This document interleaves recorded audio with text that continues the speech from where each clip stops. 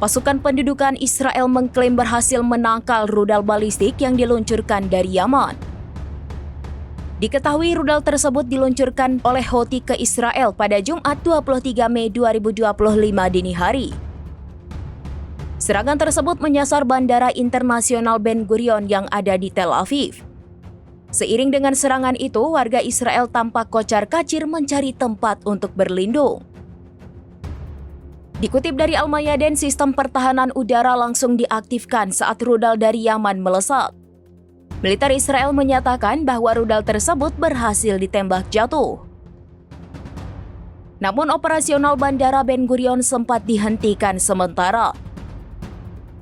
Diberitakan sebelumnya, Houthi Yaman mengklaim telah melesatkan serangan rudal ke wilayah Israel.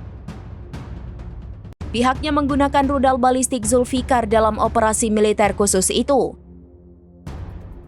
Juru bicara Houthi Yahya Saree mengungkapkan serangan itu telah mencapai tujuannya, yakni menghentikan lalu lintas udara selama hampir 1 jam.